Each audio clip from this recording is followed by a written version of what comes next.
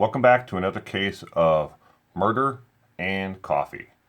Make sure you stick around to the end because I have an exclusive for you on this case. Today we're taking a look at the DeOrr Kunz Jr. case and what happened to little DeOrr and where the case is at this point. So what happened? On July 10th, 2015, DeOrr Kunz Jr., his mother, his father, his grandfather, and his grandfather's friend went camping in the Timber Creek campground area, which is near Lenore and Idaho Falls, Idaho area. Now, this campground is quite a ways off of the main highway or road system. You must take gravel roads and a dirt road to actually get to this campground. So there wasn't anybody passing by or anybody who left the area in a vehicle that was not seen. Okay, so little DeOrr, age 2, vanished on this day. The last time he was seen was he was wearing blue jeans, hiking boots, a camouflage jacket, and playing with two plastic trucks near the campfire area. That was the last time he was seen. Mom and Dad decided on this day to go do some sightseeing and spend some time alone. They were gone for about an hour. They said, and what they believe is that they left the child with Grandpa to watch while they were gone. Grandpa says no, this never would have happened, and the child was never with him. He is an elderly individual who has a lot of health problems and can't walk but more than 10 or 15 feet by himself unaided.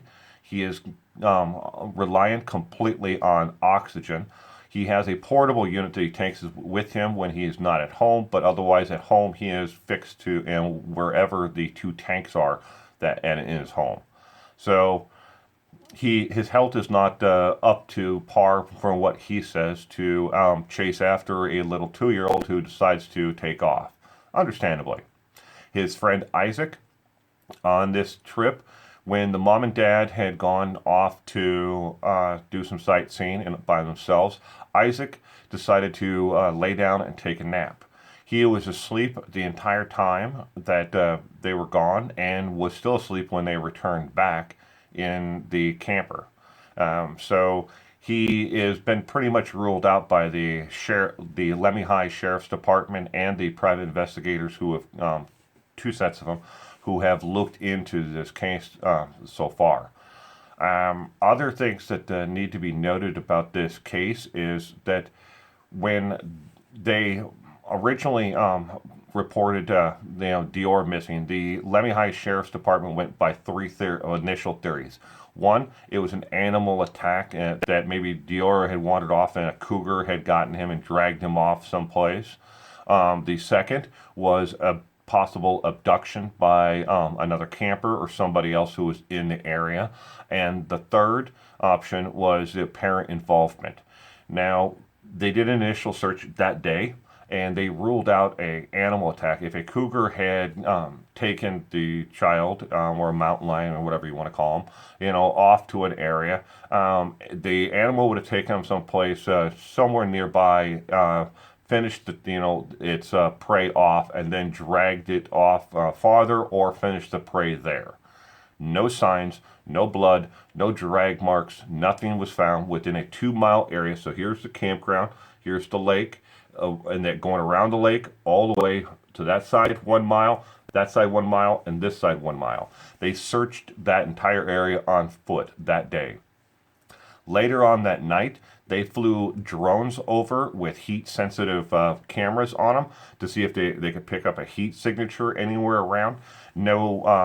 No heat signatures of DeOrr was found on that as well. Even if he had been deceased at that point, his body still would have shown up on the heat-sensitive cameras in a lukewarm state, warmer than the actual ground itself. So, but nothing was found at all. There was animals spotted, deer and stuff like that on the drone footage, but nothing remotely close to a child. All right, so now the parents came in and they had interviews with the sheriff's department, and they also had a private detective that they had hired. The private detective that they had hired to look into the case quit because he said the parents were not being truthful as he had requested, and had made it impossible for him to actually conduct an investigation based on their complete lack of wanting to take part in the research, search for DeOrr at all. The second private detective, and his partner were hired through a GoFundMe campaign where they raised over $25,000 to hire him.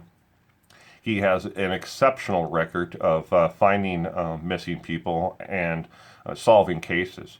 But again, they lied to him, they withheld information, and they didn't fire him, they just decided not to renew the contract because according to the mother, they just didn't have the money for it. And that actually may have been true, they just didn't have the money, but he again came up with the same conclusion as the first private detective, that they weren't being truthful, and they were holding back information that may have painted them in a bad light.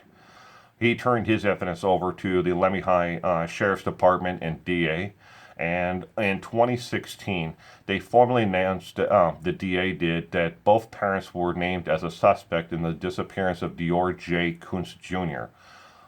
In this case. So they were formally announced as suspects in this case. Fast forward a little bit longer, both of the parents were evicted from their apartment and for non-payment of rent and for other issues that neighbors were having with them.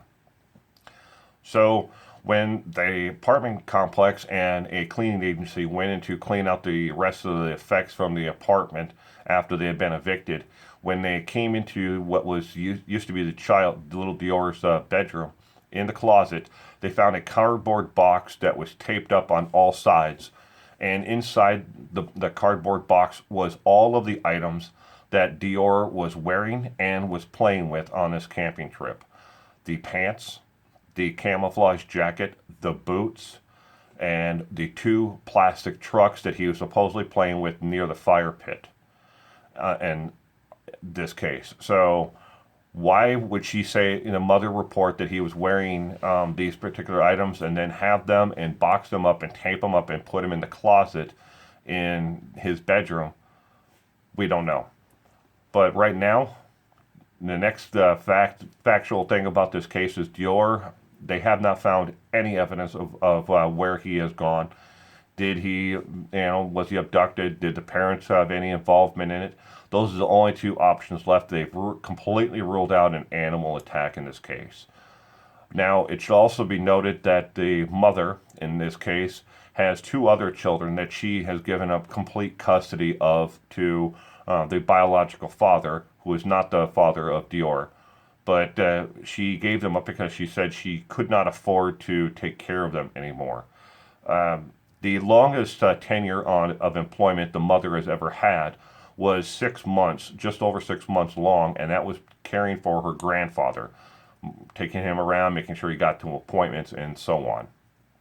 So that's the case and where it is today. They are still looking for DeOrr, trying to figure out what happened to him. Exclusive on this case.